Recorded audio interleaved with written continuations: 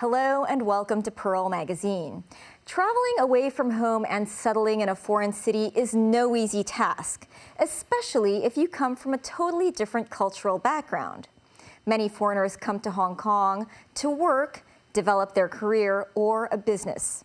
Most of them choose to retire back home. But some love the local culture so much, be that the Kung Fu culture or the old Chinese architecture, that they choose to settle down and spend the rest of their life here.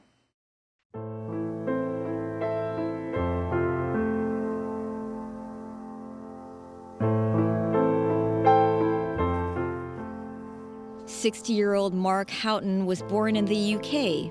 He came to Hong Kong to learn martial arts from the late Kung Fu master Lau Kar-leung 30 years ago. On this day, Mark takes his disciple Eric to Po Fook Hill Cemetery to pay tribute to Lau. 以前我已經先你兩個嘢啦嘛，一個咧我就會教翻功夫，而家我就教翻啦，我啲有徒弟。第二我已經先你啊，我做翻電影啦嘛，可以做翻幕後。師傅好似老豆。Your teacher is like your father. I would do whatever I promised him. Although Master Lau often called Mark nasty brat, he liked him so much that he taught Mark different movements and techniques. He taught me horse stance and martial arts. He would show me once or twice. "Mark, look at me, give it a try." And then I tried those movements. He would see if I could follow him. Mark's teacher, Master Lau, was born into a martial arts family. His father, Lau Cham, was legendary master Wang Fei Hung's disciple. Lau Kar-leung joined the film industry in the 1950s and became a famous actor in Hong Kong action movies. Not only did he teach Mark martial arts, he taught him how to become a movie actor. I wanted to learn Hung Kun immediately after watching his movies. He was my hero. I asked him to take photos with me when I saw him. I had a chance to make movies with him and to call him teacher. It was like a dream. I didn't expect that. I was so happy. That's why I chose to stay in Hong Kong instead of going to other places. I've been living here for 34 years.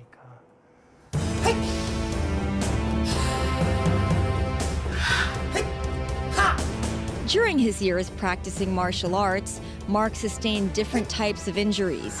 He even had to stop training for a while. But because he still feels the need to live up to his teacher's expectations, he continues practicing Hung Kun to this day.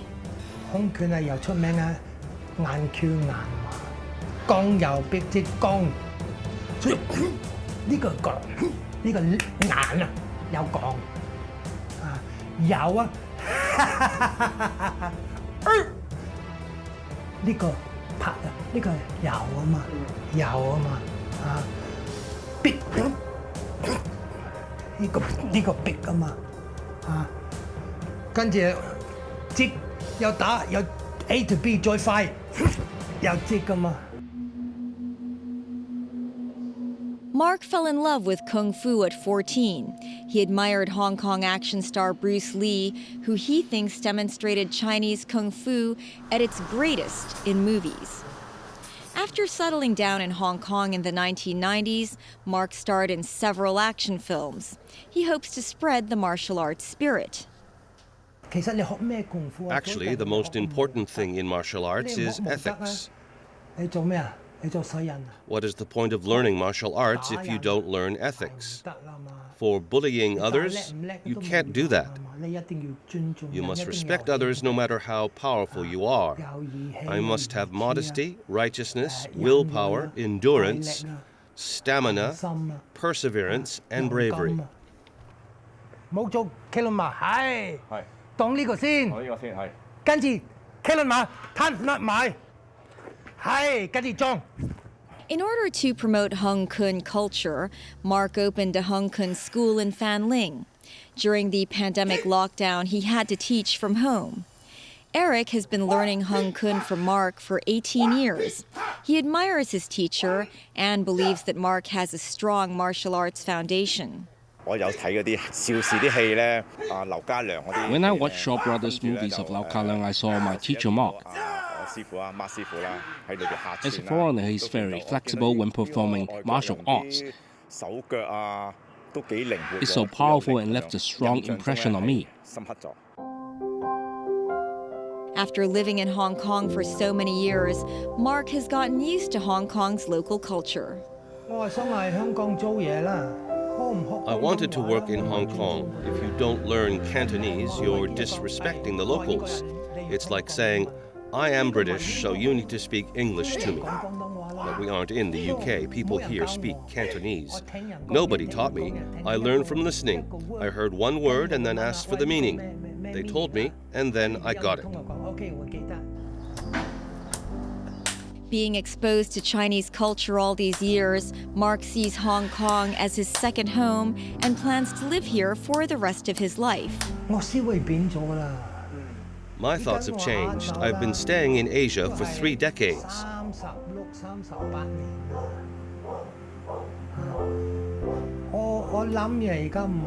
I don't think like a British person anymore.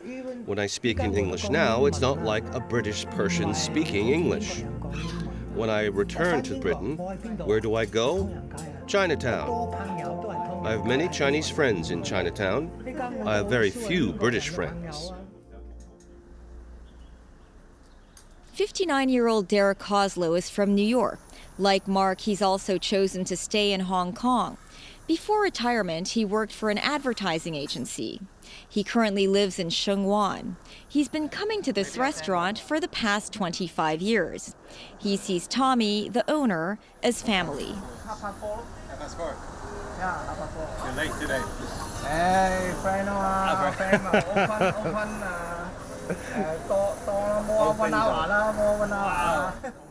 When I first arrived in this neighborhood back in 1997, a taxi dropped me off right here, and I was going to look in that apartment building for my place to stay. The guys here at the restaurant were so nice and welcoming. They didn't even know me, I didn't know them, and they directed me to where I needed to go, and from that point forward, and we're going back to 1997, I've been coming here. It's like coming home. They treat me like family, and I feel like I am a part of their family. And when it comes to Tommy and myself, all you need is a smile, a little wink and a smile, and you know, it's just all you need to say to one another. He's like a brother to me, because I feel like I've known him for such a long time. Dare loves Sheung Wan. Besides finding the neighborhood charismatic, he also thinks the old architecture here is special, unlike the newer residential buildings. You're introduced to some real estate agent as you're looking for properties.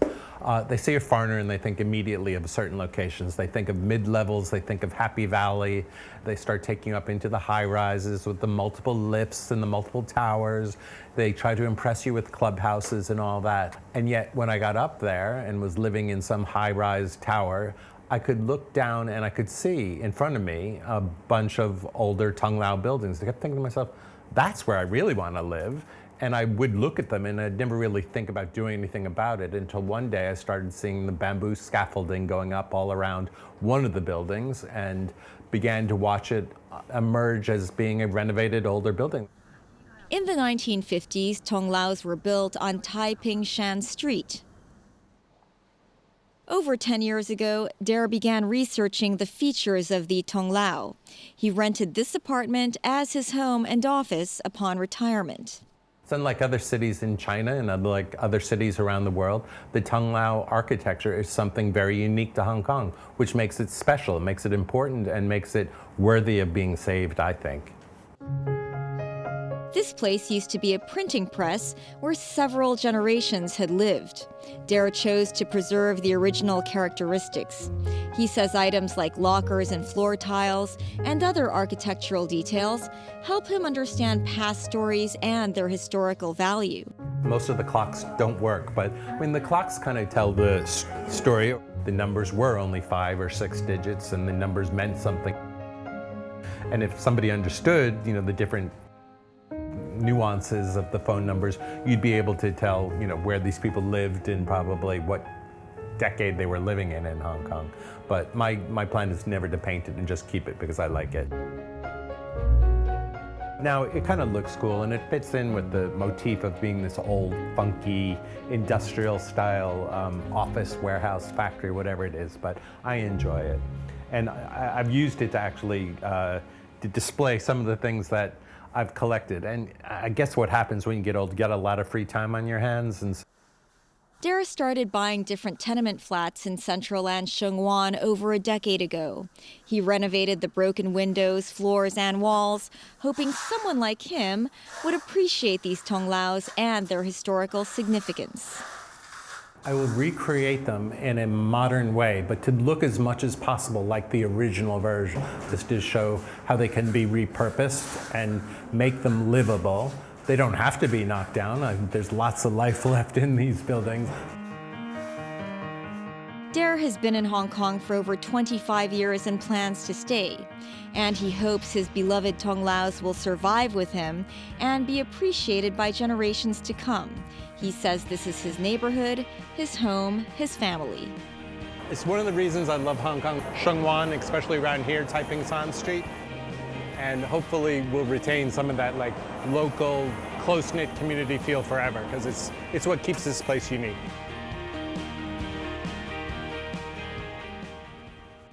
When we come back, sweet success is more than just monetary rewards for some old folks. Stay with us.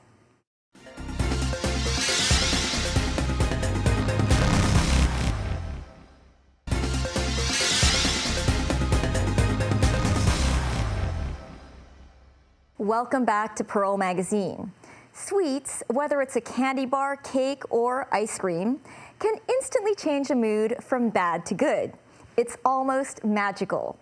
Those in the industry of serving up our sweet treats put lots of effort into our enjoyment, including these old folks who work hard to deliver tasty delights. Whether it's to celebrate a good time or just cheer up a bad mood, candy is often magic medicine. My name is Jung Choi Won, 60 years old. Some people call me Aunt Candy. The art of candy blowing has a 600-year-old history. In Hong Kong, this lone woman master inherited the skill from her family. I had an uncle with the same surname who retired without a successor. I found the candy characters cute and colorful.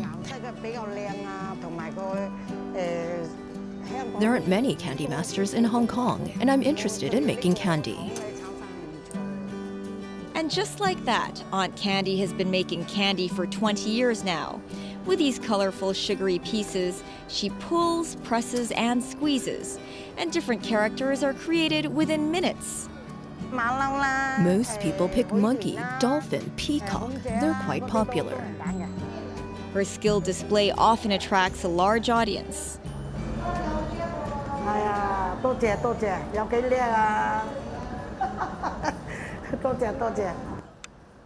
Aunt Candy promotes her art by organizing games. 哇！呢個大獎啦，呢個大獎嚟㗎啦，咁大哇，好嘢！係好嘢，嗱大獎啦，呢個跌唔落呢個圈圈度咧，就叫做大獎㗎啦，就會任啲蝦餃啊、公仔啊，或者玫瑰花啊。Hearing that, many in the audience decide to give it a try. 嚟含住吹，用好似吹氣球咁吹。 放手放下邊嗰個，放啦下邊呢隻慢啲啊，快得滯啊！呢隻手放低啊，呢隻放係拎住嗰個條管，呢隻手放低係啊，好叻喎！ To the younger generation, this is a new experience, but to older folks, it brings back precious childhood memories. 就係想話吹住。You blow and blow, and then it gets bigger, and you have candy to eat, right? One thing, it's sweet, and then the other thing, it brings back memories of me buying candy. Not too many newer generations know this. The auntie said earlier, not many are doing this.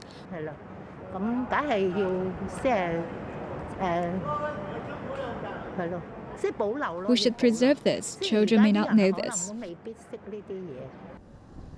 To Aunt Candy, blowing candy not only brings joy to her fans, but also satisfaction and contentment for herself. A family of 4 with children. One blows candy and the whole family have fun. I feel this joy very much. It's entertainment for others and myself. This makes me continue doing what I do. Behind every candy bar, there's sweat and tears. Aunt Candy says to bend hot candy syrup into different shapes, her hands sometimes get burns. During Mid-Autumn Festival, I got burned in Chongcheng. There's a blister. It's been painful for a while. Hot sugar is tough to get removed. Candy isn't the only cure for a sweet tooth. The saying is, everyone screams for ice cream. Every Sunday, 82-year-old Uncle Ao Young stocks up his motorcycle in Wong Tai Sin. Why am I carrying so much? It's so people can choose from them. If you just provide 1 or 2, there will be no options and then less business. I take them all, but I have to carry them back if I can't sell them. It's a lot of work, quite a headache.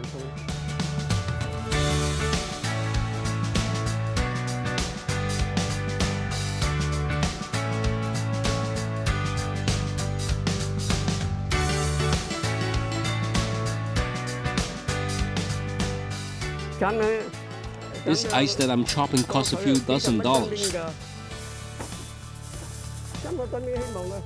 Put these ice in the corners.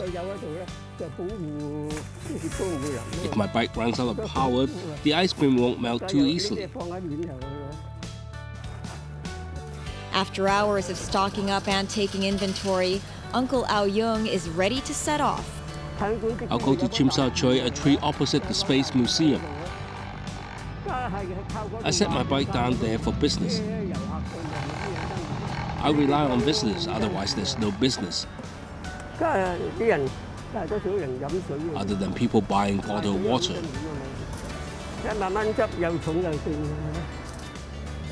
It's hard since they are heavy and takes time to stock up.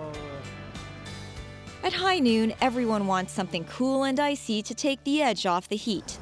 Every time Uncle Ao Young sees someone enjoying an ice cream or an icy drink, he feels he's made good use of himself and his bike. The bike was made in 1972. I'm 82. And my bike's been with me for 50 years. Business here comes from adults, not children. Everyone wants a soft drink. As long as they're happy, the children are happy to have something to eat. Gulping down soft drinks when you're thirsty is the most ideal thing. As the sun beats down heavily, Uncle Ao Young isn't short of customers buying drinks and ice cream. As the sun begins to set, Uncle Ao Young is ready to pack up. His work is almost done. He's helped cool down a lot of people today. Uncle Ao Young says he doesn't care too much about his income anymore.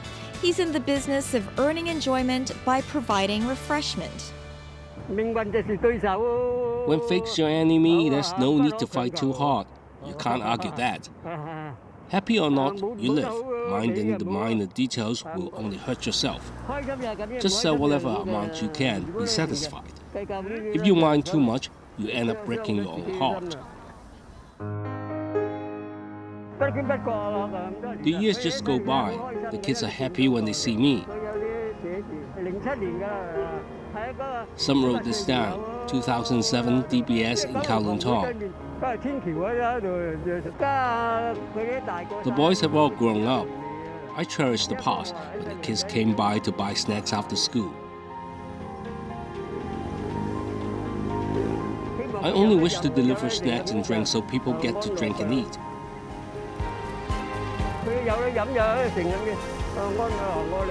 I sell as much as I can, and I'm happy.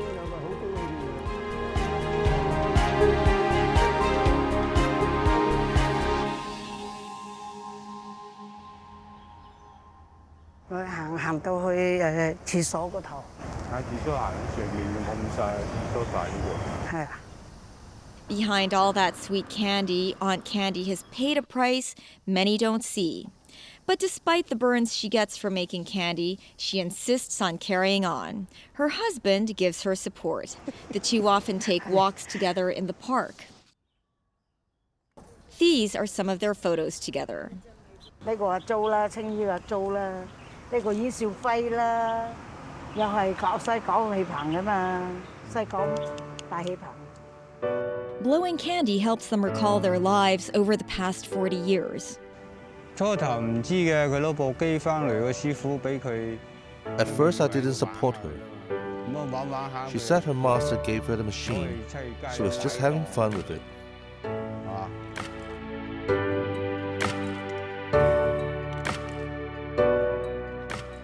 你睇佢咁樣可以玩下啫咁啊。 Then later, she actually started a business. I said, Candy, art is a lot of hard work. It's a long road. As I see many people supporting her on the street, I just let her be.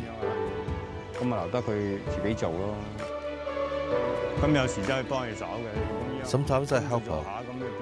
We develop a partnership after a while. We do everything together, the business and everything else. The two worry that there won't be a successor to provide blown candy after they retire. If and when we decide to retire, this profession may disappear altogether. I hope some government organization can look into it and see if they can preserve it.